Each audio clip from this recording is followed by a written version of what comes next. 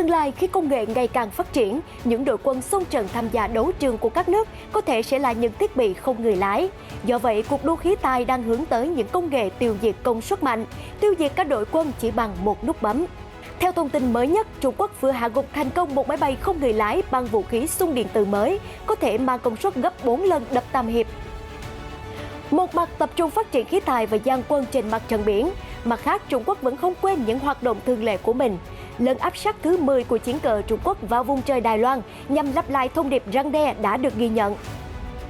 Trở lại với một điểm nóng trong tuần, Phó Tổng thống Mỹ đã hoàn thành chuyến thăm đến Việt Nam. Trong một thông điệp đáng chú ý, bà Kamala Harris đã cam kết với Việt Nam về sự hiện diện mạnh mẽ của Hải quân Mỹ ở Biển Đông. Có vẻ như chuyến công du Đông Nam Á lần này của Phó Tổng thống Mỹ Kamala Harris đã trở thành một mồi lửa làm nóng mặt Bắc Kinh. Trung Quốc ngay lập tức phản đối cam kết duy trì hiện diện Hải quân Mỹ trên Biển Đông. Những thông tin đáng chú ý khác, khoảng 1.500 người Mỹ chưa được sơ tán khỏi Afghanistan. Mỹ đồng cảm với Israel về vấn đề hạt nhân nhưng kiên định thỏa thuận với Iran. Liên Hiệp Quốc kêu gọi Ba Lan tiếp nhận người tị nạn mắc kẹt ở biên giới Belarus. Triều Tiên sẽ họp Quốc hội vào tháng 9 để giải quyết khó khăn kinh tế. Tất cả sẽ có trong bản tin quốc tế sáng ngày 27 tháng 8 ngay sau đây.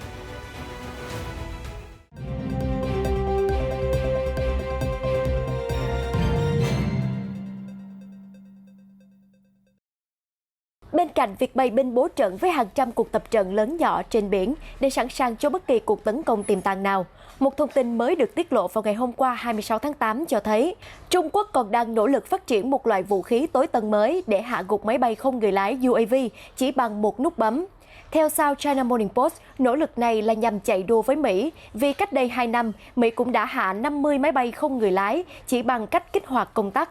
Loại vũ khí mà Trung Quốc đang thai nghén này vừa qua đã hạ gục thành công một máy bay không người lái bằng xung điện từ và được tiết lộ trong một bài báo đăng trên tạp chí công nghệ chiến tranh thông tin điện tử của Trung Quốc. Tuy vậy, nó không đưa ra chi tiết về thời gian và địa điểm của cuộc thử nghiệm, nhưng thông tin cho biết đây là một loại vũ khí xung điện từ EMP. Như đã nói, Mỹ đã tiến hành thử nghiệm phiên bản EMP nguyên bản với sức công phá tiêu diệt thành công 50 máy bay không người lái trong đợt thử nghiệm năm 2019. Dù sinh sau đẻ muộn nhưng Trung Quốc đang chạy đua với Mỹ để bắt kịp lĩnh vực này. Thử nghiệm mới nhất do nhà thầu quốc phòng, Tập đoàn Công nghệ Điện tử Trung Quốc CETEC thực hiện, tập trung vào một chiếc máy bay cỡ lớn khi nó đang bay ở độ cao 1.500 m so với mực nước biển. Chưa dừng lại ở đó, Trung Quốc còn đang tiến hành một nghiên cứu riêng biệt, phát triển vũ khí EMP có công suất 80 GW, tức gấp 4 lần công suất được tạo ra bởi đập Tam Hiệp. Ý tưởng về vũ khí EMP ban đầu được đề xuất bởi các nhà khoa học hạt nhân trên thế giới. Họ đưa ra quan điểm về một loại bom có khả năng làm tê liệt cả một thành phố bằng cách sử dụng sóng điện từ mạnh vô hiệu hóa tất cả các thiết bị điện tử, chứ không cần phải giết người. Dựa trên lý thuyết này, các ông lớn trên trường quốc tế đã bắt tay vào cuộc đua khí tài. Ngoài Mỹ, Trung Quốc, các quốc gia khác bao gồm Đức, Pháp, Nga, Hàn Quốc cũng đang chế tạo và thử nghiệm các thiết bị tương tự. Trong lần thử nghiệm mới nhất, các nhà nghiên cứu Trung Quốc cũng tiết lộ thêm về hiện tượng đó là mục tiêu máy bay không người lái sau khi bị tấn công bởi EMP đã không lập tức rơi xuống mà sẽ đảo hướng bay đột ngột và liên tục từ bên này sang bên khác trong một khoảng thời gian. Ngay cả pin và động cơ của mục tiêu cũng vẫn sẽ hoạt động bình thường. Tuy vậy, vì bị đảo hướng bay đột ngột nên các mục tiêu không người lái sẽ tự va chạm mạnh vào nhau và tự hủy diệt. Đây sẽ là loại vũ khí thế hệ mới đầy lý tưởng để đương đầu với đội quân không người lái đầy tân tiến từ các đối thủ trong tương lai. Các nhà nghiên cứu cho biết vũ khí EMP của Trung Quốc hiện đang dựa trên thiết kế mẫu nguyên bản của Mỹ, nhưng nó có một số cải tiến kỹ thuật để đạt được hiệu suất cao với chi phí tương đối thấp. Một mặt tập trung phát triển khí tài và dang quân trên mặt trận biển, mặt khác Trung Quốc vẫn không quên những hoạt động thường lệ của mình, chẳng hạn như gửi thông điệp răn đe đến Đài Loan bằng cách cử một máy bay quân sự tiến vào vùng nhận dạng phòng không ADIZ của hòn đảo vào chiều thứ Tư 25 tháng 8, đánh dấu vụ xâm nhập thứ 10 trong tháng này. Theo báo cáo của cơ quan phòng vệ Đài Loan MND, một máy bay tác chiến chống tàu ngầm Thiểm Tây Y-8 của lực lượng không quân giải phóng nhân dân Trung Quốc PLAAF đã bay vào góc Tây Nam của ADIZ Đài Loan. Đáp lại, Đài Loan đã cử máy bay, phát cảnh báo vô tuyến và triển khai hệ thống tên lửa phòng không để theo dõi máy bay của PLAAF. Thống kê cho thấy máy bay Trung Quốc đã được phát hiện trong tháng này ở vùng ADIZ Đài Loan vào các ngày 8, 11, 12, 15, 16, 17, 19, 22, 23 và 25.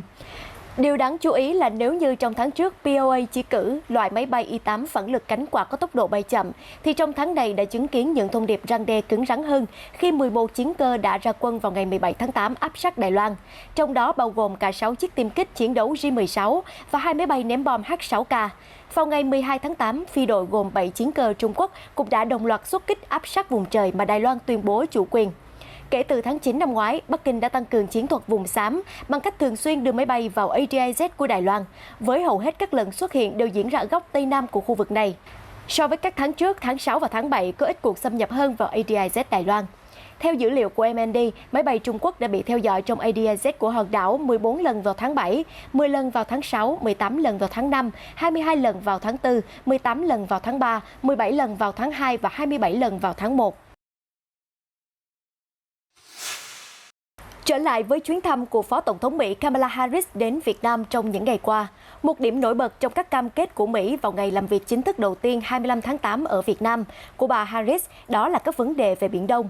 Cụ thể, trong cuộc hội đàm với Chủ tịch nước Nguyễn Xuân Phúc, bà Harris đã cam kết về sự hiện diện mạnh mẽ của Hải quân Mỹ ở Biển Đông để đảm bảo an ninh khu vực. Ngoài ra, bà Harris cũng tái khẳng định cam kết của Mỹ đối với một Việt Nam mạnh mẽ, thịnh vượng và độc lập, cũng như một khu vực Ấn Độ Dương-Thái Bình Dương tự do, cởi mở, và nhấn mạnh lập trường các quốc gia cần phải tuân thủ luật pháp quốc tế, nhất là Công ước Liên Hiệp Quốc về luật biển UNCLOS năm 1982. Và từ đây sẽ là tiền đề để Việt Nam và Mỹ hợp tác bền chặt để duy trì trật tự quốc tế dựa trên luật pháp, bao gồm tự do hàng hải, trong đó có khu vực Biển Đông. Theo ghi nhận của các cơ quan báo chí truyền thông trong nước, phía Mỹ còn lưu ý về việc tăng cường hợp tác giữa cảnh sát biển hai nước. Đồng thời, bà Harris cũng đề cập đến khả năng chuyển giao cho Việt Nam một con tàu tuần duyên nữa, nhằm nâng cao năng lực của Việt Nam trong việc đóng góp vào an ninh hàng hải ở Biển Đông. Nếu việc chuyển giao diễn ra, đây sẽ là con tàu thứ 3 Mỹ gửi cho Việt Nam sau khi đã chuyển 2 tàu dạng này trước đó. Đáp lại, Chủ tịch nước Nguyễn Xuân Phúc cũng cho biết, Việt Nam mong muốn cùng Hoa Kỳ làm sâu sắc hơn nữa quan hệ đối tác toàn diện, nhằm thúc đẩy quan hệ song phương hiệu quả, lâu dài và bền vững hơn.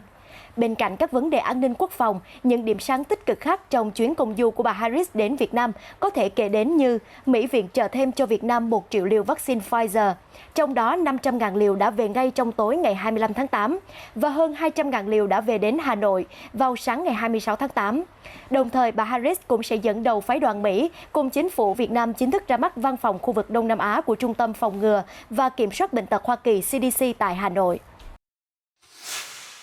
Tuy vậy, có vẻ như chuyến công du Đông Nam Á lần này của Phó Tổng thống Mỹ Kamala Harris đã trở thành một mồi lửa làm nóng mặt Bắc Kinh. Bởi hết nhấn mạnh về sự đe dọa và bắt nạt của Trung Quốc ở Biển Đông trong chuyến thăm đến Singapore, Hoa Kỳ lại tiếp tục cam kết về sự hiện diện mạnh mẽ của Hải quân nước mình trong khu vực khi đến Việt Nam. Theo Reuters, hôm 26 tháng 8, một phát ngôn viên của Bộ Ngoại giao Trung Quốc đã ngay lập tức bày tỏ sự phản đối mạnh mẽ việc Hoa Kỳ triển khai lực lượng thực thi pháp luật hàng hải ở Biển Đông, vì cho rằng hành động này chỉ nhằm mục đích khẳng định quyền bá chủ của Mỹ. Người phát ngôn Uông Văn Bân lý giải rằng Mỹ không phải là một bên liên quan đến vấn đề Biển Đông, cũng không phải là một bên tham gia Công ước Liên Hiệp Quốc về luật biển. Mỹ cho đến nay vẫn từ chối gia nhập Công ước Liên Hiệp Quốc về luật biển, trong khi vẫn tuyên bố duy trì nó. Trung Quốc kiên quyết phản đối việc Mỹ triển khai các lực lượng thực thi pháp luật hàng hải ở Biển Đông để can thiệp vào các vấn đề khu vực và làm xáo trộn hòa bình và ổn định của khu vực.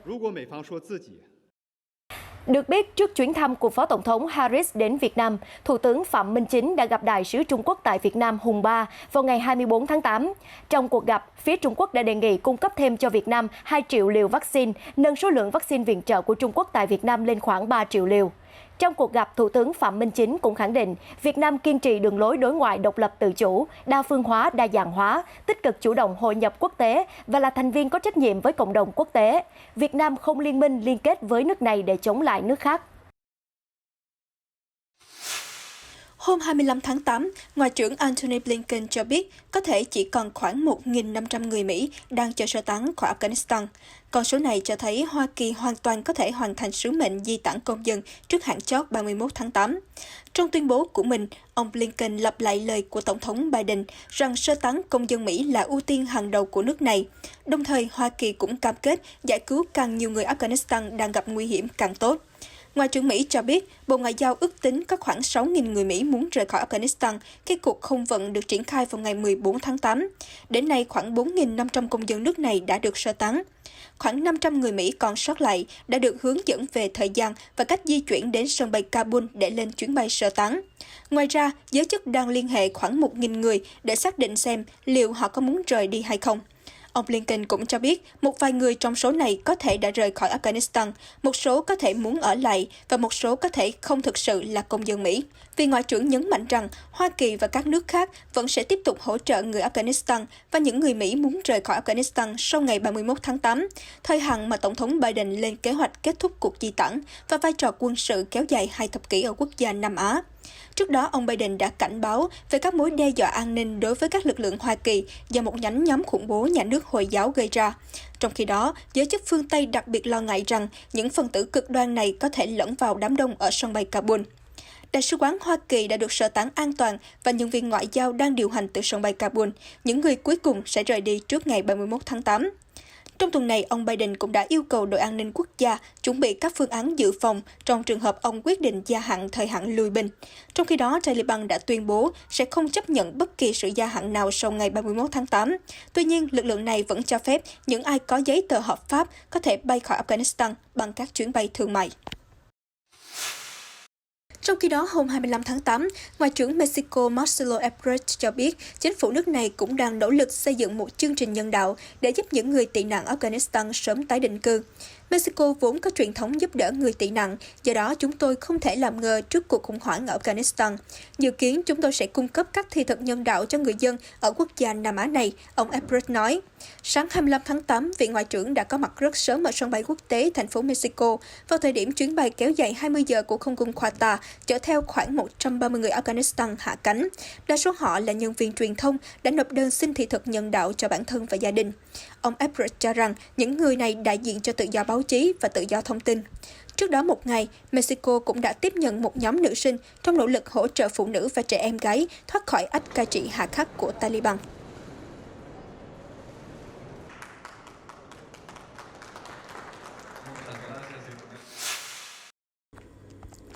Vào hôm nay 27 tháng 8, Tổng thống Joe Biden sẽ có cuộc hội đàm trực tiếp đầu tiên với Thủ tướng Israel Naftali Bennett tại Nhà Trắng. Reuters dẫn nguồn tin từ một quan chức Mỹ cho biết, phía Washington dự định sẽ cùng chia sẻ mối quan ngại của Israel về việc Iran tăng tốc chương trình hạt nhân. Nhưng bên cạnh đó, Mỹ vẫn cam kết ngoại giao với Iran.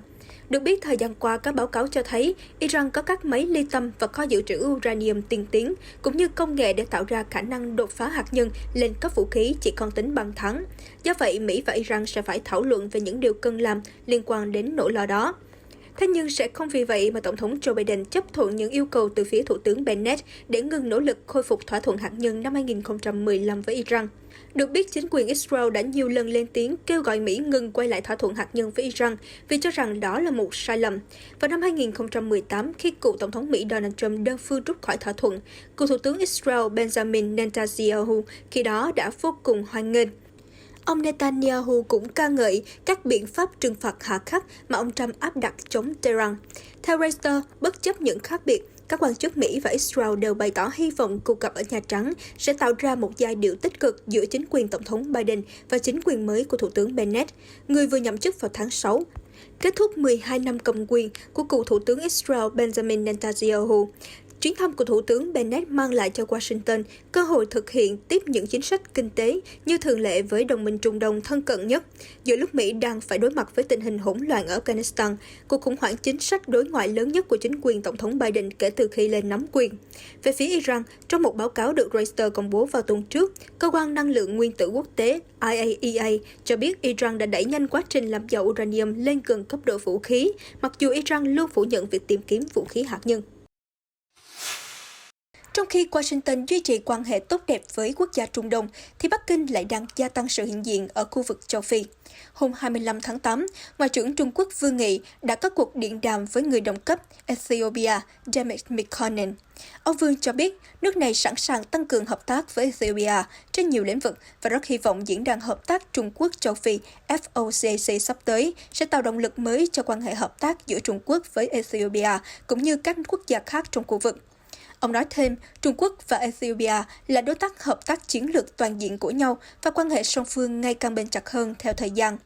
Nhắc lại việc hai nước đã giúp đỡ lẫn nhau trong đại dịch COVID-19, ông Vương khẳng định Trung Quốc sẵn sàng phối hợp chặt chẽ với Ethiopia trong các vấn đề quốc tế và bảo vệ lợi ích chung của hai nước cũng như các nước đang phát triển khác. Bên cạnh đó, Ngoại trưởng Trung Quốc nhấn mạnh nước này kiên quyết ủng hộ các nỗ lực của Ethiopia trong việc bảo vệ chủ quyền và độc lập quốc gia, cũng như tin tưởng rằng chính phủ Ethiopia có đủ năng lực và trí tuệ để giải quyết tốt các vấn đề nội bộ của mình, tiến tới xây dựng hòa bình, ổn định, phát triển và thịnh vượng. Ông Vương nói rằng Trung Quốc sẽ tuân thủ lập trường nhất quán của mình và phản đối các thế lực bên ngoài can thiệp vào công việc nội bộ của Ethiopia với lý do nhân quyền. Trung Quốc hy vọng rằng cộng đồng quốc tế sẽ ủng hộ quan điểm của chính phủ liên bang Ethiopia trong việc thực hiện một lệnh ngừng bắn toàn diện và lâu dài, đồng thời thúc đẩy hiệu quả tiến trình hòa giải dân tộc của họ. Ông nói thêm rằng Hoa Kỳ hiện đang nỗ lực lấy Trung Quốc làm bia đỡ đạn để che đậy thất bại trong cuộc chiến chống dịch của mình, hạ thấp uy tín của Bắc Kinh. Đặc biệt, ông lưu ý, cộng đồng tình báo Hoa Kỳ ngụy tạo cái gọi là báo cáo truy tìm nguồn gốc coronavirus để vu oan cho Trung Quốc. Ngoại trưởng Trung Quốc bày tỏ tin tưởng rằng cộng đồng quốc tế bao gồm Ethiopia sẽ nhìn thấu bản chất của Mỹ, tiếp tục có lập trường khách quan và công bằng, phản đối âm mưu thông độc nhằm chính trị hóa việc truy tìm nguồn gốc COVID-19 và duy trì đoàn kết quốc tế chống lại đại dịch. Đáp lại, ông Jammeh đánh giá cao sự hỗ trợ mạnh mẽ của Trung Quốc đối với đất nước của ông trong cuộc chiến chống lại coronavirus, đồng thời cho biết Ethiopia cam kết nâng mối quan hệ đối tác hợp tác chiến lược toàn diện Trung Quốc-Ethiopia lên một tầm cao mới. Ethiopia giống như Trung Quốc, kiên quyết phản đối sự can thiệp của phương Tây vào công việc nội bộ của các nước khác với lý do nhân quyền, ông nói. Ngoại trưởng Ethiopia cũng nhấn mạnh nước này tin rằng việc truy tìm nguồn gốc coronavirus không nên bị chính trị hóa và phải dựa trên cơ sở khoa học. Đồng thời, ông nhấn mạnh Ethiopia rất mong đợi phiên họp mới của FOCAC và sẽ tận dụng nền tảng này để phát triển quan hệ song phương. Trong một thông tin đáng chú ý khác, theo Reuters, hàng chục người Argentina đã biểu tình bên ngoài Đại sứ quán Trung Quốc ở thủ đô Buenos Aires hôm thứ Tư 25 tháng 8, nhằm chống lại thỏa thuận của nước này với Bắc Kinh về việc thúc đẩy các trang trại chăn nuôi lợn công nghiệp ở Argentina. Theo đó, Argentina đã tìm cách ký thỏa thuận vào tháng 8 năm ngoái với mục tiêu tăng gấp đôi sản lượng thịt lợn của quốc gia Nam Mỹ trong 4 năm, nhưng đã trì hoãn thỏa thuận do lo ngại về vấn đề môi trường. Những người biểu tình này nói rằng thỏa thuận sẽ không chỉ gây bất lợi cho nguồn cung cấp nước địa phương mà còn gây ra những lo ngại về đạo đức liên quan đến việc ngược đãi động vật và virus có thể lây truyền từ lợn. Hàng trăm người dân bản địa đã nhảy múa và hô vang bên ngoài tòa án tối cao Brazil hôm 25 tháng 8 để kêu gọi các thẩm phán không ra phán quyết ủng hộ giới hạn năm 1988 đối với các yêu sách về đất đai của họ. Được biết, người bản địa Brazil đã nỗ lực bác bỏ dự luật đất đai hạn chế quyền của họ đối với các khu đất chưa phân định vào năm 1988, mở đường để nhà nước khai thác các hoạt động nông nghiệp thương mại, khai thác mỏ, xây dựng đập thủy điện và đường xá. Cuộc biểu tình chống lại dự luật trên đã thu hút 6.000 người bản địa từ 176 bộ lạc. Họ cắm trại ở thủ đô Brazil để buộc tòa án bác bỏ khung thời gian hạn định. Nếu tòa tuyên bảo vệ quyền bản địa, thì đây sẽ là điều chưa từng có trong tiền lệ, giúp đảo ngược tư tưởng của Tổng thống cực hữu Jair Bolsonaro. Ông Bolsonaro cho rằng dân số các bộ lạc quá ít nhưng lại chiếm hữu quá nhiều đất đai. Điều này ngăn cản sự phát triển của nông nghiệp. Thủ lĩnh Sucuru Ricardo từ Đông Bắc Brazil nói, chính phủ ông Bolsonaro muốn loại bỏ chúng tôi khỏi đất nước này, tùy thuộc vào lựa chọn ông ấy, rồi sẽ không còn người bản địa nào ở Brazil nữa. Đến chiều muộn ngày 25 tháng 8, tòa án vẫn chưa đưa dự luật ra tranh luận. Được biết, phán quyết của tòa án sẽ ảnh hưởng đến 230 yêu sách đất đai đang chờ xử lý, trong số đó có các yêu sách chống lại nạn phá rừng ở rừng nhiệt đới Amazon. Người bản địa đã chờ đợi các yêu sách này được thông qua trong nhiều thập kỷ. Dự luật sẽ đặt cơ sở pháp lý cho các lợi ích phát triển nông nghiệp, thách thức các yêu sách về đất đai bản địa. Đồng thời, Quốc hội Brazil sẽ đặt ra một định nghĩa rõ ràng về đất đai bản địa vào luật liên bang. Trước đó, người dân sốt lên ở phía nam bang Santa Catarina đặt kháng cáo bản dự luật lên tòa án tối cao. Họ cho rằng chính quyền đang áp dụng cách lý giải thiển cận về quyền bản địa. Người sốt lên đã bị xóa sổ khỏi các khu vực săn bắn truyền thống của họ hơn một thế kỷ trước để nhường chỗ cho những người định cư châu Âu, chủ yếu là người Đức chạy trốn khỏi tình trạng hỗn loạn về kinh tế và chính trị. Nếu họ thắng kiện, 830 nông dân phải đối mặt với việc bị đuổi khỏi các trang trại nhỏ mà gia đình họ đã sinh sống trong nhiều thập kỷ qua. Hôm 24 tháng 8, Cao ủy Liên Hợp Quốc về người tị nạn UNHCR đã kêu gọi Ba Lan tiếp nhận một nhóm người di cư được cho là đến từ Iraq và Afghanistan bị mắc kẹt ở biên giới của nước này với Belarus suốt hơn 2 tuần qua. Được biết, khoảng 30 người di cư đã dựng một trại tạm bợ ở biên giới Belarus gần làng Yunus-Gorny của Ba Lan. UNHCR bày tỏ lo ngại trước những báo cáo đáng báo động liên quan đến nhóm người được cho là đến từ Afghanistan và Iraq. Những người này có thể đang rất cần được chăm sóc y tế và sự bảo vệ của quốc tế. Đại diện UNHCR tại Ba Lan, Christine Geyer, đã kêu gọi các nhà chức trách Ba Lan cung cấp quyền tiếp cận lãnh thổ, hỗ trợ y tế ngay lập tức, tư vấn pháp lý và hỗ trợ tâm lý cho những người này.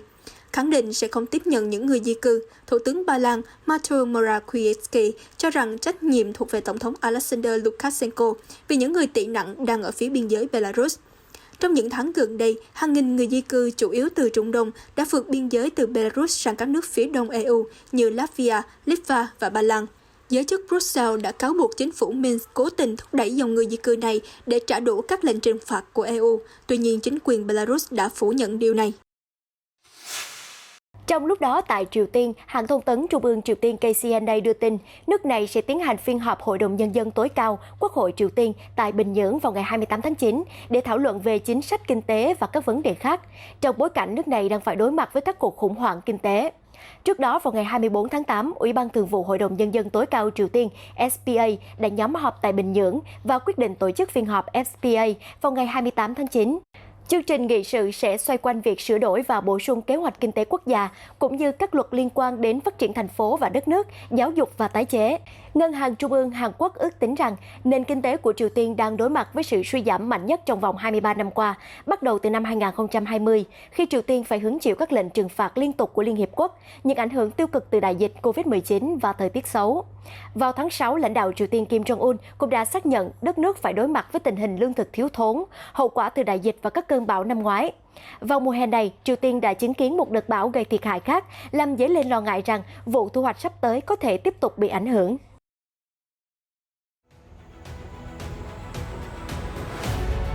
Những thông tin vừa rồi đã kết thúc bản tin quốc tế sáng hôm nay. Cảm ơn quý khán giả đã theo dõi. FBNC sẽ tiếp tục cập nhật những tin tức nóng và mới nhất trên thế giới trong những bản tin tiếp theo. Xin chào và hẹn gặp lại!